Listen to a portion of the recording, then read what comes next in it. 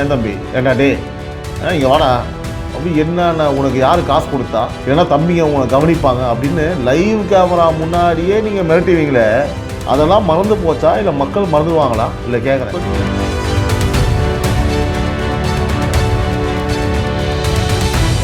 எவ்வளோ பெரிய அறியாமை, எவ்வளோ பெரிய ஒரு அரசியல் பித்தலாட்டம் பார்த்தீங்களா? இப்போது இருக்கிற தாவேக அரசு முந்தைய காட்சிகள் மாதிரி அராஜகமான அரசு கிடையாதுங்க, சரிங்களா? எந்த ஒரு விமர்சனம் வந்தாலும் அதை நேர்மையாக எதிர்கொள்கிற துணிச்சலும் பக்குவமும் இந்த அரசுக்கு உண்மையாகவே இருக்குது. இதுதான் உண்மை. முந்தைய ஆட்சிகள் மாதிரி ஊடகங்களோட குரல் வழியை நெருக்க வேண்டிய அவசியமோ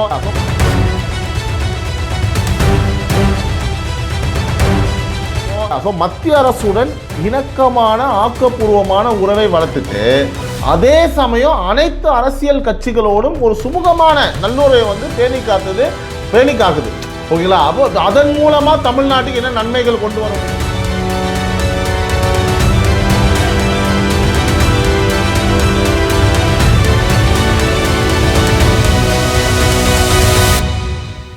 உறவுகளால் நான், உறவுகளுக்காக நான், உங்கள் சிபிஎம் அனைவருக்கும் இனிய காலை வணக்கம். உறவுகளே, கடந்த 24 மணி நேரமாக நம்ம சோஷியல் மீடியா பக்கங்களை ஓப்பன் பண்ணாலே சரி, ஒரே அலும்பல்களும் அப்படியே அழுது வடிகிற கண்டன அறிக்கைகளுமாகவே பார்த்திங்கன்னா இருக்குது. என்னடா தமிழ்நாட்டுக்கு ஏதோ பெரிய ஆபத்து வந்துருச்சு போல், ஆளாளுக்கு எக்ஸ்தலத்தில் பெரிய பெரிய வார்த்தைகள்லாம் அள்ளி வீசி அறிக்கை போர் தான் நடத்துகிறாங்க அப்படின்னு நம்ம யோசிச்சா விஷயம் என்ன நான் சொல்லிடுறேன். தமிழ்நாடு அரசியல் கேபிள் டிவி இருக்குது இல்லையா, அதில் பாலிமர் சேனலு, அப்புறமேட்டு நியூஸ் தமிழ் 24/7, அப்புறம் தமிழ் ஜனம் ஆகிய 3 செய்தி சேனல்கள் தற்காலிகமாக வரலையாம்.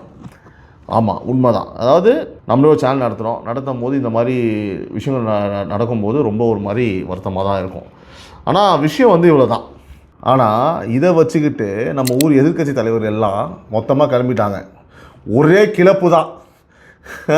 ஜனநாயகம் செத்து போச்சு, ஊடகங்களோட குரல் வலையை பார்த்திங்கன்னா தாவேக அரசு நெரிச்சிருச்சு. விமர்சனங்களை பார்த்திங்கன்னா தாங்க முடியாமல் நம்மளோட தமிழக முதல்வர் இருக்கார் இல்லையா, விஜய் அவர்கள் பார்த்திங்கன்னா இந்த சேனல்கள்லாம் முடக்கிட்டார். அதெல்லாம் பாருங்கள். இது சொல்கிறது யார் தெரியுமா? அதுதான் கொடுமையே. சில பேர் சொல்ல கூட ஓகே ரைட்டு, ஏன்னா எல்லாரும் கருத்து தெரிவிக்கிறாங்கப்பா, நீ தெரிவிப்பானு. உதயநிதி ஸ்டாலின், ஐயோ கடவுளே, நான் என்ன, அதாவது நல்லா வருது வாயில், ஆனால் பேச முடியாது. சோஷியல் மீடியாவில் பேசும்போது ஒரு நாகரிகமாக பேசணும் இல்லையா? அதுக்கப்புறம் பார்த்திங்க அப்படின்னா நம்ம சீமானு, டிடிவி தினகரன், நயினார் நாகேந்திரன் வரைக்கும் ஆளாளுக்கு போட்டி போட்டுக்கிட்டு டே சிக்கிருச்சுடா, அவள் ஃபோன் பண்ணுவாங்க போல இருக்குது, மாப்பிள்ள செம மேட்ரு, நீ பேசலையா, சூப்பர், இன்றைக்கி நம்ம களம் அப்படின்னு போல இருக்குது. ஸோ அடித்து கற்பனை குதிரையெல்லாம் தட்டி விடுறாங்க. அதாவது கஜினி பட சூர்யா மாதிரி நம்ம எல்லாமே சீக்கிரமாக மறந்துடணும் அப்படின்னு இவங்களா ஒரு முடிவுக்கு வந்துட்டாங்க போல். அதான் இவங்க கடந்த காலத்தில் என்னென்ன பண்ணாங்கன்னு மக்களுக்கு ஞாபகம் இல்லாத மாதிரி இப்போ இந்த ஊடக சுதந்திரத்துக்காக போராளி மாதிரி வேஷம் போடுறாங்க.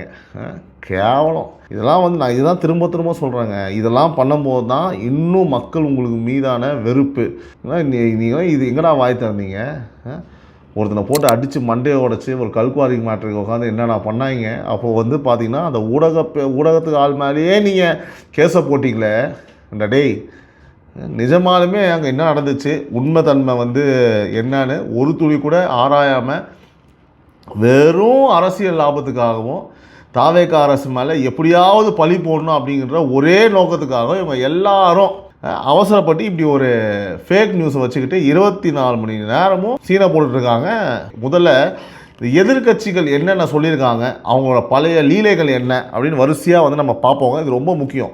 எதிர்கட்சி தலைவர் உதயநிதி ஸ்டாலின் என்ன சொல்கிறாருன்னா, சோஃபா மாடல் அரசின் தோல்விகளை ஒளிபரப்பியதால் இந்த 3 சேனல்களையும் அரசு கேபிள்லேருந்து நீக்கியிருக்காங்க. ரீல்ஸ் கண்டென்ட்டுக்காக என்னை எவ்வளோ வேணும்னாலும் விமர்சிங்கன்னு சொன்ன முதலமைச்சர் இப்போது செய்தி சேனல்களே பார்த்திங்கன்னா முடக்கிறத ஏற்க முடியாது அப்படின்னு பஞ்சு டைலாகாக பேசுகிறாப்புல. இல்லை பஞ்சுலாம் இல்லை, மொக்கையாக கிரிஞ்சாக பேசுகிறாப்புல. யோசித்து பாருங்கள் மக்களே, இது யார் சொல்கிறா? சொல்கிறதுக்கு தகுதி துளியுமாவது இருக்கான்னு கேட்குறேன். மனசாட்சி வேணாம் உங்களாம். இவங்க ஆட்சியில் இருந்தப்போ தங்களுக்கு எதிராக யாராவது ஒரு யூடியூப்பில் பேசினாலேங்க, நியூஸ் போட்டாலே அதிகாலை 4 மணிக்கு போலீஸை அனுப்பி தூக்குனாங்களே. இவங்க ஆட்சி காலத்தில் பத்திரிகையாளர்கள்லாம் கேள்வி கேட்டால் மிரட்டுறதும் மைக்கை பிடுங்குறதும் எவ்வளோ நடந்துச்சுங்க. இப்போ சோஃபா மாடல் ரீல்ஸ், இப்போ சோஃபா மாடல் ரீல்ஸ் மாடலில் தாவேக அரசு மேலே பழி போடுறாரு. அப்படியே வஞ்சத்தை கக்குறாங்க, மக்கள் காரி துப்புறாங்க. அடுத்ததா நம்ம நாம் தமிழ் கட்சி ஒருங்கிணைப்பாளர் சீமானண்ணா, அவர் வேறு அவர் ஸ்டைலில் ஒரு எக்ஸ்ட்ரா பதிவு போட்டிருக்காரு. செய்தி தொலைக்காட்சிகளை முடக்குவது என்பது ஜனநாயகத்தின் புறவழியை அதிகார குறுங்குறனால் நெறிப்பதற்கு ஒப்பானது அப்படின்னு அவர் ஸ்டைலில் வந்து ஊனு ஒரு லாங்குவேஜில் அவர் எக்ஸ்ட்ரா ஒரு பதிவை போட்டிருக்காரு. செய்தியாளர்களை சந்திக்கத்தான் முதல்வர் விஜய் அவர்களுக்கு துணிவில்லை. செய்தியாளர்களை சந்திக்கத்தான் முதல்வர் விஜய் அவர்களுக்கு துணிவில்லை. செய்திகளை சந்திக்கவும் துணிவில்லையா? கண்ணை மூடிக்கொண்டால் உலகம் இருண்டுவிடும் என்று நம்புவதை போன்று அறிவுக்கு புறம்பானது எப்படி அப்படின்னு தத்துவமலையாக பொழிஞ்சிருக்காப்புல. அண்ணே, நீங்கள் ப்ரெஸ் மீட்டில் வந்து செய்தியாளர்களை ஏதாவது கொஞ்சம் மாற்றி கேள்வி கேட்டுட்டா அவங்ககிட்ட நீ எந்த ஊடகத்தை சேர்ந்தவன், ஏன் தம்பி ஏண்டா டே இங்கே வாடா அப்படி என்னென்ன உனக்கு யார் காசு கொடுத்தா, ஒழுங்காக போயிரு, இல்லைனா தம்பிங்க உங்களை கவனிப்பாங்க அப்படின்னு லைவ் கேமரா முன்னாடியே நீங்கள் மிரட்டுவீங்களே, அதெல்லாம் மறந்து போச்சா இல்லை மக்கள் மறந்துடுவாங்களா? இல்லை கேட்குறேன். செய்தியாளர்களை பார்த்துருக்கீங்க அப்படின்னா நான் பெருசாக பேசிட்டீங்க சொல்லுங்கள். ஆமைக்கறி கதை, மானூறுகா கதை, இந்த மாதிரி கதையெல்லாம் சொல்லி உண்மை செய்திகளை போடுறவங்களை எல்லாம் காசு வாங்கிட்டு வேலை செய்கிறாங்கன்னு மேடைக்கு மேடை திட்டிட்டு இப்போ வந்து ஜனநாயகம் பேசுகிறது எந்த ஒரு நியாயம்னா தெரியல. இப்போ வந்து பார்த்தா ஜனநாயகம் அப்படின்றீங்க, நீங்களாம் பேசுகிறது எந்த ஒரு நியாயம் அப்படின்னா ஒன்றும் புரியல. நீங்கள் வர என்ன மைண்ட் செட்டில் இருக்கீங்கன்னு புரியல. இதையெல்லாம் விட விசித்திரம், அமமுகவை நிறுவன டிடிவி தினகரன் விட்டுருக்காரு ஒரு அறிக்கை. நைட்லாம் சுற்றிட்டு இருந்தார் எம்எல்ஏ காலம்னு சொல்லிட்டு.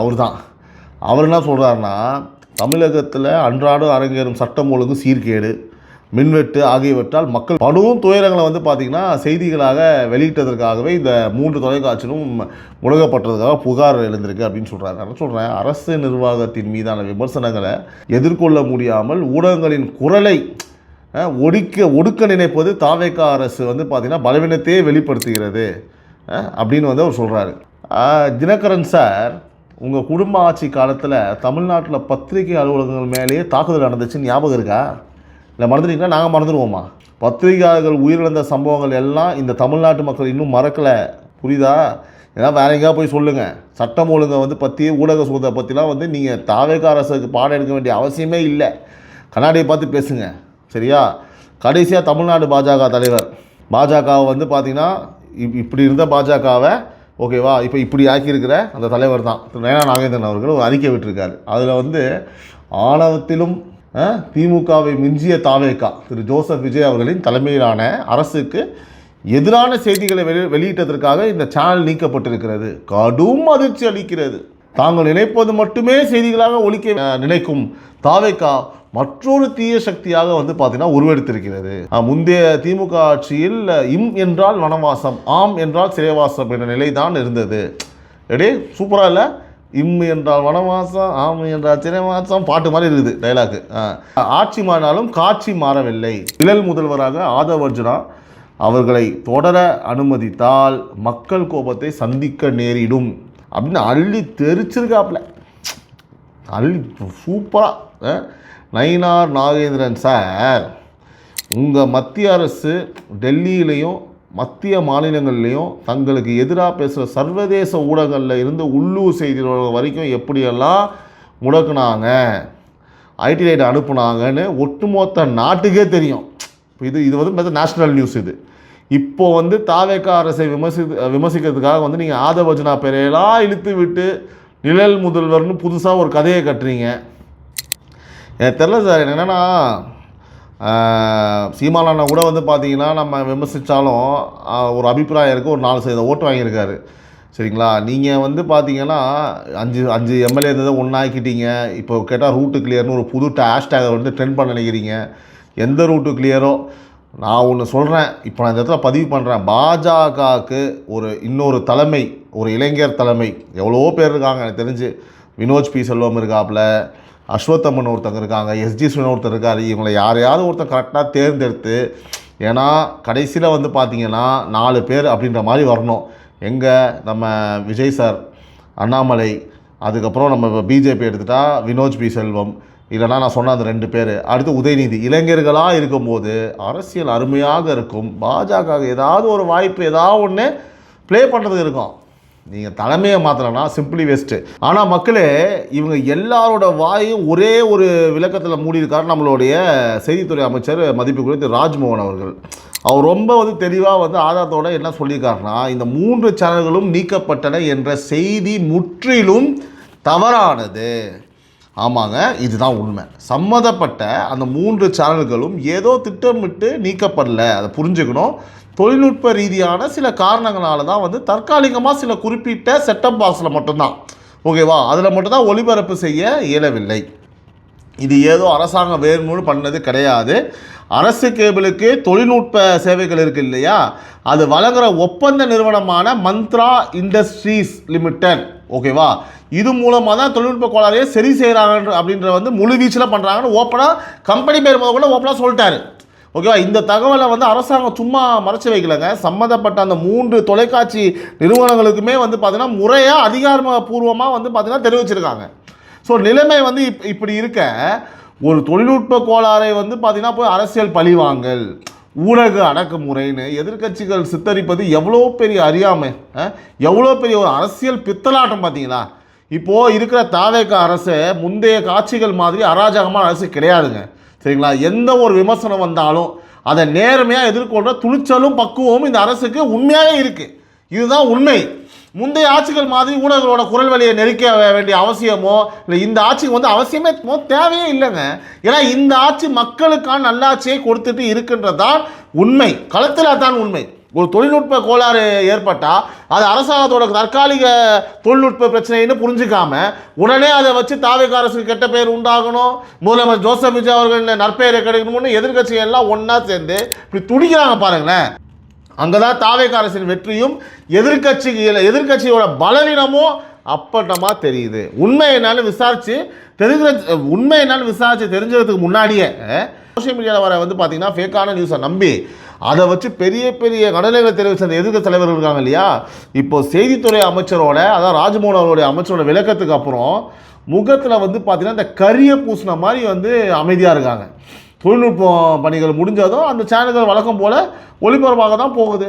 அப்போ இவங்க என்ன சொல்ல போகிறாங்க? அதனால் இந்த விஷயத்தில் தாவேக அரசு மேலே தப்பு சொல்கிறதுக்கு எதுவுமே இல்லைங்க. இது முழுக்க எதிர்கட்சின்னு அரசியல் சதி தான். ஏங்க ஓப்பனாக வெளிப்படையாக சொல்லியாச்சு. சரி மக்களே, இப்போது நம்ம 2வது மிக முக்கியமான விஷயத்துக்கு வருவோம், சரிங்களா. ஒட்டுமொத்த இந்திய அரசியலையுமே திரும்பி பார்க்க வச்சுருக்கக்கூடிய ஒரு கண்டென்ட்டுக்கு வருவோம். இதுதான் ஹாட் டாபிக். நேற்று தமிழக முதல்வருடைய அதிரடி டெல்லி பயணம். நம்மளுடைய முதல்வர் பார்த்திங்கன்னா பொறுப்பேற்றதுக்கு அப்புறம் 2வது முறையாக 3 நாள், இந்த வாட்டி 3 நாள் பயணமாக டெல்லிக்கு பார்த்திங்கன்னா கிளம்பியிருக்காரு. நேற்று காலையில் 8 மணிக்கு அவர் கிளம்ப வேண்டியது. ஆனால் தமிழ் சினிமாவோட மூத்த இயக்குனர் இமயமலை, ஓகேங்களா, பாரதி ராஜா அவர்கள் பார்த்திங்கன்னா காலமான செய்தி கேட்டு ஓடி ஸ்ட்ரெயிட்டாகவே போயிட்டாங்க. காலைல பார்த்திங்க அப்படின்னா 9:30 மணிக்கு மேலே தனி விமானத்துக்கு மூலமாக டெல்லிக்கு போட்டால் அது மாதிரி அவர் போய் பார்த்து அவருக்கு அஞ்சலி செலுத்திட்டு போனார். நம்மளுடைய சேனல் சார்பாகவும் அவருக்கு எங்களுடைய ஆழ்ந்த இரங்கல். ஸோ அப்படி பார்த்தீங்கன்னா இந்த பயணம் சும்மா ஏனோ தானோன்னு போயிட்டு வர பயணம் கிடையாதுங்க. தமிழகத்தோட உரிமைகளை மீட்கவும் மாநிலத்தோட வளர்ச்சி திட்டங்களுக்கான நிதியை மத்திய அரசிடமிருந்து கேட்டு பெறவும் திட்டமிட்ட ஒரு மிக முக்கியமான ஆக்கப்பூர்வமான பயணம். ஸோ இதை பற்றி இப்போ விரிவாக நம்ம பார்ப்போம். ரொம்ப முக்கியம், கடைசி வரைக்கும் பாருங்கள். இந்த டெல்லி பயணத்தோட மிக முக்கியமான அஜெண்டா என்னென்னா, டெல்லியில் நடைபெறவிருக்கிற வரலாற்று சிறப்புமிக்க நீதி ஆயோக் கூட்டம் தான். இந்த கூட்டத்தில் நம்ம தமிழக முதல்வர் விஜய் அவர்கள் கலந்துக்க போகிறாங்க. அது எல்லாருக்குமே தெரியும், அதுக்காக தான் போயிருக்காங்க. ஒரு மாநிலத்தோட வளர்ச்சிக்கு நிதி எவ்வளவு முக்கியம் அப்படிங்கிறது நமக்கு தெரியும். கடந்த காலங்களில் மத்திய அரசுக்கு மாநில அரசுக்கு இடையே சரியான ஒரு சுமூகமற்ற உறவால் தமிழ்நாட்டுக்கு பார்த்தீங்கன்னா வர வேண்டிய பல நிதி பங்கீடுப்புகள் தள்ளி போயிட்டே இருந்துச்சு. ஆனால் இப்போது நம்ம முதல்வர் விஜய் அவர்கள் பார்த்திங்கன்னா இந்த நிதி ஆயோக் கூட்டத்தில் பங்கேற்று மாநிலத்தோட மிக முக்கியமான வளர்ச்சி திட்டங்கள், தமிழகத்துக்கான நிதி விவகாரங்கள் மற்றும் உண்மையான கூட்டாட்சி தத்துவம் எப்படி இருக்கணும் அப்படிங்கிற விவகாரங்களை ரொம்ப அழுத்தமாகவும் ஆணித்தரமாகவும் மத்திய அரசு முன்னாடி வைக்க போகிறாரு அப்படின்னு நம்மளுக்கு தகவல். இது வெறும் மேடைகளில் மட்டும் மத்திய அரசை எதிர்த்து முழக்கம் போட்டுட்டு உள்ளுக்குள்ளே எதுவும் செய்யாமல் இருக்கிற மற்ற அரசியல்வாதிகள் மாதிரி இல்லாமல், அதுதான் முக்கியம், டெல்லிக்கே நேரில் போய் உரிய தளத்தில் அதாவது தமிழ்நாடோட கோரிக்கைகளை, தமிழ் மக்களோட தேவைகளை ஒற்றாளாக நின்று வலுவாக குரல் கொடுக்க போகிற நம்ம முதல்வருக்கு வாழ்த்துக்கள் கொடுக்க போறார். ஸோ இந்த நிதி ஆயோக் கூட்டத்தின் மூலமாக தமிழ்நாட்டுக்கு பல ஆயிரம் கோடி ரூபாய் மதிப்பிலான புதிய திட்டங்களும் நிலுவையில் உள்ள நிதிகளும் வரத்துக்கு 100% வாய்ப்புகள் பிரகாசமாக இருக்கு. ஏன்னா கடந்த ஆட்சி காலத்தில் வந்து ஒன்று பப்பு வேகலை, ஒன்று கொண்டு வர முடியல. ஓகேவா? ஸோ இந்த 3 நாள் பயணத்தில் நிதி ஆயோக் கூட்டம் மட்டும் இல்லை மக்களே, இன்னும் பல அதிரடியான உயர்மட்ட சந்திப்புகளும் வந்து பார்த்தீங்கன்னா வரிசையை லைனப் பண்ணி வச்சுருக்காங்க. முதல்வர் விஜய் வந்து டெல்லியில் மாண்புமிகு இந்திய குடியரசுத் தலைவர், துணை குடியரசுத் தலைவர் ஆகியோரை மரியாதை நிமித்தமாக வந்து சந்தித்து பேச திட்டமிட்டிருந்தார். அவர் மீட் பண்ணியிருக்காரு. அது மட்டும் இல்லாமல் மத்திய உள்துறை அமைச்சர் அமித்ஷா அவர்களையும் சந்தித்து பேச போல தகவல்கள் வெளியாகிருக்கு. இந்திய அரசியலில் இப்போ மிகப்பெரிய பேசும் போல மாதிரி என்னன்னு கேட்டிங்க அப்படின்னா, ராகுல் காந்தி சோனியா காந்தி போன வாட்டி மீட் பண்ண முடியல, இந்த வாட்டி மீட் பண்ணி பேசுவாங்களா அப்படின்னு பேசிட்டாங்க. எல்லோரும் பார்த்தோம், செய்திகள்லாம் வெளியே வந்தது. ஸோ அப்படி இருக்கும்போது வந்து பார்த்திங்கன்னா இங்கே நம்ம கவனிக்க வேண்டிய மிக முக்கியமான விஷயம் என்னென்னா, நம்ம தாவேக அரசு மத்திய அரசு கூட தேவையில்லாமல் சண்டை போட்டுக்கிட்டு இருக்கணும்னு நினைக்கல. அதுதான் முக்கியம். அதே நேரத்தில் மாநில உரிமைகளையும் யாருக்காகவும் அடகு வைக்கவும் அவங்க தயாராக இல்லை. சரியா? ஸோ மத்திய அரசுடன் இணக்கமான ஆக்கப்பூர்வமான உறவை வளர்த்துட்டு அதே சமயம் அனைத்து அரசியல் கட்சிகளோடும் ஒரு சுமூகமான நல்லுறவை வந்து பேணி காக்குது. ஓகேங்களா? அப்போ அதன் மூலமாக தமிழ்நாட்டுக்கு என்ன நன்மைகள் கொண்டு வர முடியுமோ அதை அத்தனையுமே வந்து கொண்டு வரணும்ன்றதான் ஒரு நல்ல முதல்வருக்கு அழகு. அதுதான் நம்ம முதல்வர் வந்து பார்த்திங்கன்னா அங்கே உழைச்சிட்டு இருக்காரு. ஸோ அமைச்சர்கள் வந்து பார்த்திங்கன்னா மத்திய தலைவர்கள்னு எல்லாரையுமே ரொம்ப மரியாதையோடு அணுகி அவங்ககிட்ட இருந்து தமிழ்நாட்டுக்கான காரியங்களை சாதிச்சுக்கிற இந்த ராஜதந்திர அணுகுமுறை தான் தாவேக அரசுடைய மிகப்பெரிய பலம். காமாக கம்போஸ்டாக அழகாக ஒரு வேலையை பார்த்துட்டு போயிட்டே இருக்காப்புல. இன்னொரு சுவாரஸ்யமான தகவல் என்னென்னா நிதி ஆயோக் கூட்டத்துக்கு அப்புறமா டெல்லி வந்திருக்கிற மாநில முதலமைச்சர்களுக்கு மாண்புமிகு பாரத பிரதமர் திரு நரேந்திர மோடி அவர்கள் வந்து ஒரு பிரம்மாண்டமான இரவு விருந்துக்கு வந்து ஏற்பாடு செஞ்சுருக்காராம். இந்த இரவு விருந்தில் நம்ம தமிழக முதல்வர் திரு ஜோசப் விஜய் அவர்களும் வந்து பங்கேற்க போகிறாங்க. ஸோ பிரதமரோட இந்த விருந்தில் பங்கேற்கும் போது இயல்பாகவே அங்கே ஒரு சுமூகமான உரையாடல் கண்டிப்பாக நடக்கும். சரியா? அப்போது தமிழகத்தோட பிரத்யேக தேவைகள் குறித்தும் சென்னை உள்ளிட்ட நகரங்களில் கட்டமைப்புகள் வசதிகள் குறித்தும் தற்போதைய மின்சார கட்டமைப்பு மேம்பாடுகள் குறித்தும் பிரதமரிடம் நேரடியாகவே நம்ம முதல்வர் விஜய் அவர்கள் பேசி புரிய வைக்க முடியும். ஸோ சென்னையில் விடிய மக்கள் இருட்டில் தவிக்கிறாங்கன்னு சீமானை இங்கேருந்து அறிக்கை விடுறாரு. ஆனால் அந்த மின்சார தட்டுப்பாடுகளையும் வந்து பார்த்திங்கன்னா உள்கட்டமைப்பையும் பிரச்சனைகளையும் நிரந்தரமாக சரி செய்யணும்னு தான், அதாவது மத்திய அரசில் ஒரு டெம்பரரியாக இருக்கக்கூடாது, ஒரு பெர்மனன்ட் சொல்யூஷன் இருக்குன்னு சொல்லிட்டு மத்திய அரசோட மின்சாரத்துறை மற்றும் நிதித்துறையோட பங்களிப்பு எவ்வளோ முக்கியம்னு நிர்வாகம் தெரிஞ்ச நம்ம முதல்வருக்கு நல்லாவே தெரியும். சும்மா பேசிட்டு அறிக்கை விட்டு ட்வீட்டில் வந்து போட்டுட்டு அப்படிலாம் இல்லாமல், அதனால தான் எல்லாத்தையுமே ஒரு செயலில் ஒரு எல்லாத்தையுமே முக்கியமான விஷயங்கள் அங்கே பேசுறதுக்குள்ளே எல்லா வாய்ப்புகளுமே அங்கே இருக்குது. ஸோ இங்கே சும்மா வெட்டி முழக்கம் போடாமல் டெல்லியில் உரிய இடத்துல போய் தமிழ்நாட்டுக்காக வாதாட அவர் கிளம்பியிருக்காருன்னு நம்ம பார்க்க முடியுது. மக்களே, ஒட்டுமொத்தமாக இந்த 2 நிகழ்வுகளையும் உன்னிப்பாக கவனிச்சிங்கன்னா உங்களுக்கு ஒரு விஷயம் நல்லா புரியும். ஒரு பக்கம் அரசு கேபிளில் வந்து ஒரு சாதாரண தொழில்நுட்ப கோளாறை வச்சுக்கிட்டு தாவேக அரசு வந்து ஏதோ சர்வாதிகார ஆட்சி நடத்துகிற மாதிரி சோஷியல் மீடியாவில் ஃபேக் நியூஸை பரப்பி அரசியல் ஆதாயம் தேட பார்க்குது. அதுன்னு எதிர்கட்சிகள் வந்து பார்த்திங்கன்னா ஒரு கூட்டத்தை போட்டு புலம்புறாங்க. ஆனால் அதை பற்றியெல்லாம் கவலைப்படாமல் அமைச்சர் மூலமாக உண்மை நிலவரத்தை உடனே மக்களுக்கு தெளிவுபடுத்திட்டு தன்னோட கடமையாக கண்ணா தமிழக மக்களின் நலனே முக்கியம்னு டெல்லிக்கு பறந்து போய் அவர் பாட்டுக்கு நம்ம முதல்வர் வேலையை பார்க்க ஆரம்பிச்சார். ஸோ முந்தைய ஆட்சி காலத்தில் இருந்த அராஜக போக்கு, ஊடக ஒடுக்குமுறை, மத்திய அரசோட எப்போதும் சண்டை பிடிச்சிக்கிட்டு மாநிலத்தை வந்து பின்னுக்கு தள்ளுற அணுகுமுறை எதுவுமே தற்போதைய தாவேக அரசில் கிடையாது. எல்லா அமைச்சர்களுமே மக்களுக்கு ரொம்ப மரியாதை கொடுத்து பொறுப்போட பதில் சொல்கிறாங்க. இந்த மாதிரி நடந்ததே கிடையாதுங்க. மத்திய மாநில அரசுகளுக்கான உறவை வந்து பார்த்திங்கன்னா மேம்படுத்தி, அதாவது ஒரு கூட்டாட்சி தத்துவத்தோட, அதுதான் இருக்கிறதுலே முக்கியம். ஸோ தமிழ்நாட்டை வந்து ஒரு முதன்மையான ஒரு மாநிலமாக ஆக்குவதற்கான எல்லா பணிகளையுமே தமிழக வெற்றி கழகம் ஒவ்வொரு படியாக செய்து கொண்டிருக்கிறது. அதுக்கு நம்மளுடைய முதல்வர் வந்து அந்த பணிகளை மேற்கொண்டிருக்கிறார் என்பதில் எந்த ஒரு மாற்று கருத்தும் கிடையாது. இதை வந்து அவன் பேசுகிறான் இவன் பேசுகிறான் அதெல்லாம் தாண்டி மக்கள் நம்புகிறார்கள். மக்கள் நம்பிக்கையை இந்த ஆட்சி இப்போ வரைக்கும் பெற்றிருக்கிறது. அதனால் யாரை பற்றியும் எந்த கவலையும் அந்த ஆட்சியில் இருக்கவங்க கவலைப்பட போகிறது கிடையாது. நீ பேசிக்கிட்டே இரு. அது அவர் வந்து அந்த இடத்துல பதிவு பண்ணிட்டார் லாஸ்ட்டாக அந்த திருச்சியில். நீங்கள் தான் என்னுடைய மோட்டிவேஷன், நீ பேசிக்கிட்டே இரு அப்படின்ட்டாரு. அதுதான் இங்கே நடக்குது. எதிர்க்கட்சி அவங்களுடைய கூச்சலாட்டம், பொம்மலாட்டம், நாடக ஆட்டம் நடக்க இங்கே இவங்களுடைய ஒரு ருத்ரதாண்டவமான ஆட்டம் தொடர்ந்து கொண்டே தான் இருக்கும் மக்களுக்காக என்பதில் எந்த ஒரு மாற்று கருத்தும் கிடையாது. தொடர்ந்து பல்வேறு விஷயங்களை என்ன செய்கிறாங்கன்னு நம்ம பொறுத்திருந்து தான் பார்க்க வேண்டும். So far so good. உறவுகளால் நான், உறவுகளுக்காக நான், உங்கள் சிபி நவீன். இது Times of Republic News in political desk. இந்த நாள் இனிய நாளாக அமையனுடைய மனமார்ந்த வாழ்த்துக்கள். நன்றி, வணக்கம். Love you all. Take care.